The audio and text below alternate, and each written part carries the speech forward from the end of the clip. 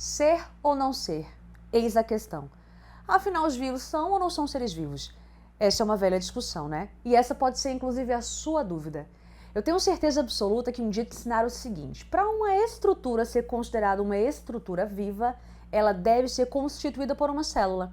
Independente se essa célula é uma célula eucarionte ou uma célula procarionte, mas, ser vivo deve ter célula. Eu acho que você já ouviu isso, não já? Ok, mas será que isso está 100% correto?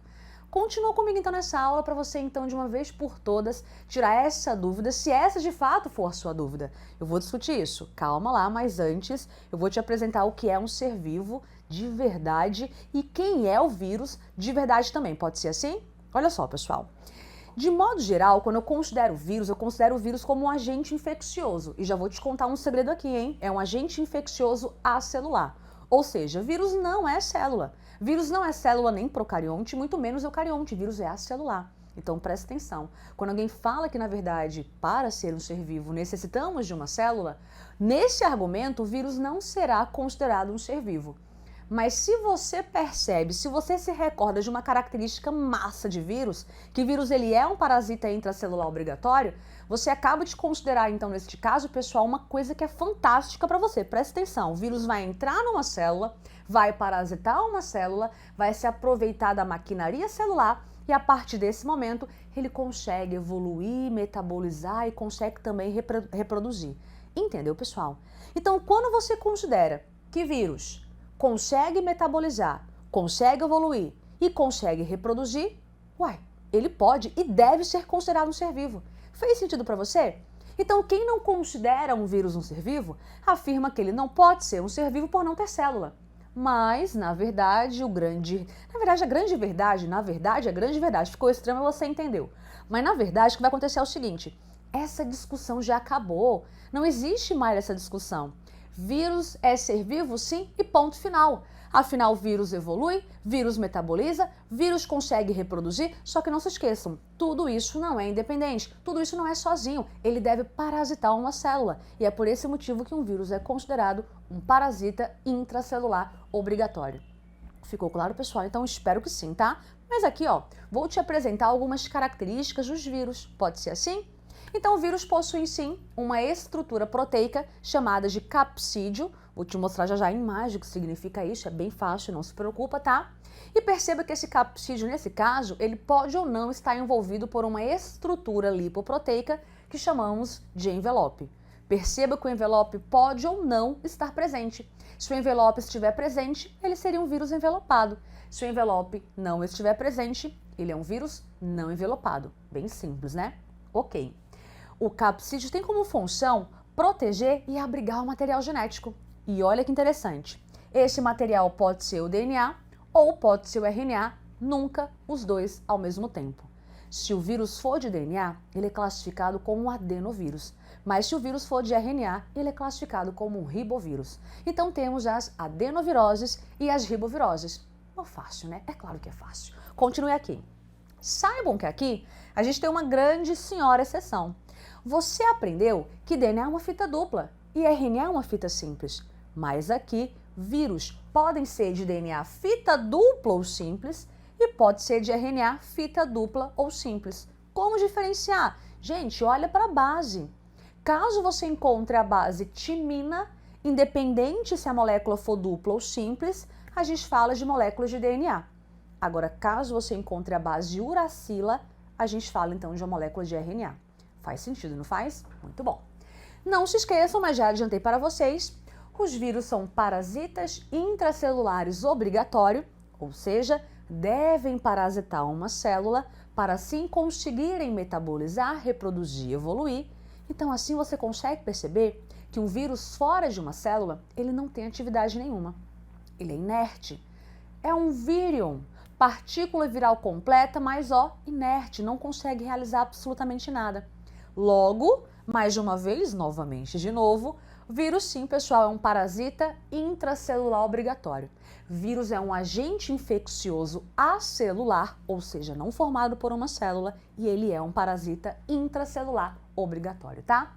Nesse caso, pessoal, claramente não apresentam metabolismo próprio, mas como eu já adiantei, ao parasitar uma célula, se aproveitam da célula, se aproveitam da energia celular, por exemplo, e assim eles conseguem produzir, pessoal, novos vírus.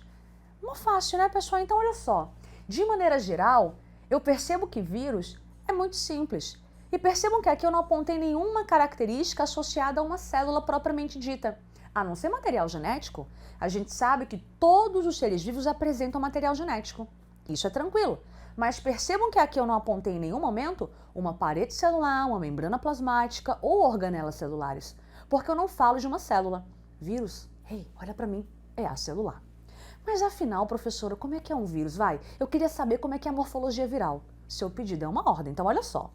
Isso é um vírus. Aqui eu percebo que esse vírus é um pouquinho diferente desse, né? Esse parece um robozinho, na verdade. Mas aqui, ó, presta atenção. Esse aqui vai ser um vírus que, nesse caso, é um vírus envelopado. Então, olha só. Aqui a gente tem, começa por aqui, vai, pode ser? Aqui de dentro? Aqui a gente tem uma estrutura proteica, que seria o nosso capsídeo proteico. Eu vou até desenhar aqui, rabiscar para você me acompanhar melhor. Mas aqui a gente tem essa estrutura proteica presente em todo e qualquer vírus, tá? Estrutura proteica. E essa estrutura, que eu chamo de capsídeo, protege e abriga o material genético, que, como eu já adiantei, pode ser o DNA ou o RNA e nunca os dois ao mesmo tempo. Quer um segredo?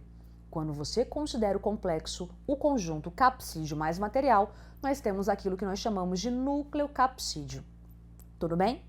E como eu já adiantei, esse vírus pode ou não ter um envelope. Percebam que, neste caso, esse vírus é um vírus envelopado, e esse envelope, ele tem natureza lipoproteica. Aí você poderia agora se questionar, lipoproteica, professora? Isso me lembra membrana, porque na verdade é uma membrana. Só que não é a membrana viral, por favor. É a membrana da célula que esse vírus parasitou. O vírus vai então parasitar uma célula, vai chegar lá dentro, vai metabolizar, vai reproduzir, novos vírus serão formados e quando esse vírus for sair dessa célula, ele acaba arrastando um pouquinho da membrana celular e essa membrana arrastada forma esse envelope.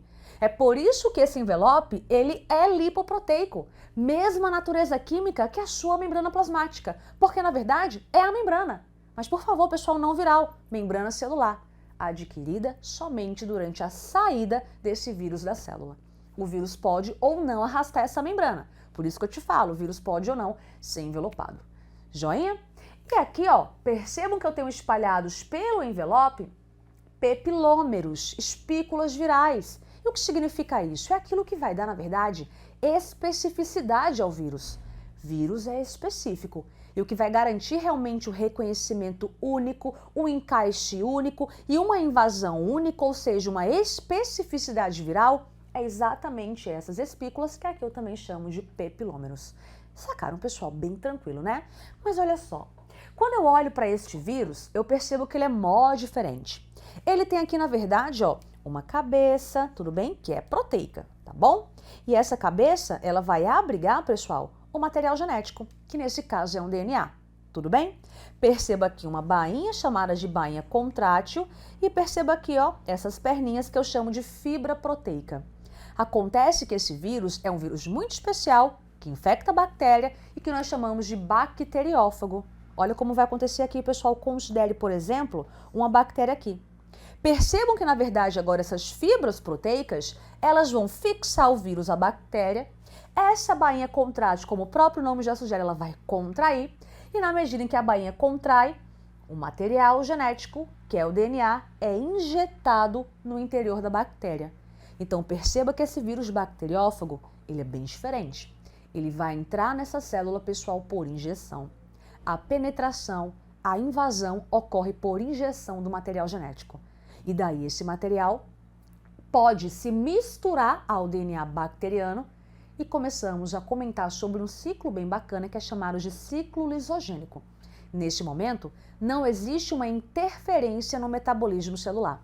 E essa bactéria vai se reproduzir normalmente por reproduções assexuadas, as clássicas divisões binárias, passando para frente esse DNA. Tudo bem, pessoal? Só que em um determinado momento, a bactéria vai sair então, a bactéria não, o vírus, tá? O vírus vai sair de fase lisogênica e vai iniciar uma reprodução lítica. Na reprodução lítica, e diferentemente da reprodução lisogênica, o vírus passa a comandar a célula. Então ele vai se aproveitar da energia bacteriana, ou seja, da energia celular. Ele vai começar ali, pessoal, a produzir novos vírus. Os novos vírus serão formados e assim que esses vírus são formados, os vírus começam a deixar a célula, podendo provocar, neste caso, uma lise celular. Tudo bem? É um vírus bem bacana, né? E isso que eu te contei aqui agora, despenca em prova, então fica atento, tá? Mó fácil, tá? E só para finalizar, porém não menos importante, olha que vírus interessante. Nós temos aqui um vírus envelopado, como vocês podem perceber. Envelope lipoproteico. Temos aqui material genético. Percebam que esse material é o RNA. Na verdade, são 2 moléculas de RNA. Só que aqui eu percebo uma coisinha diferente. Professor, tem coisinhas que você não comentou com a gente ainda. Sim, pessoal, sabe por quê? Porque são características exclusivas a esse vírus. Aqui eu vou destacar, por exemplo, essa enzima que é chamada de transcriptase reversa. Esse vírus é o vírus, pessoal, aquele clássico vírus que nós conhecemos como o famoso vírus HIV. O HIV, que é um retrovírus, é um vírus de RNA, é um vírus envelopado e é um vírus que tem, nesse caso, pessoal, uma enzima específica chamada de transcriptase reversa. Tudo bem, pessoal?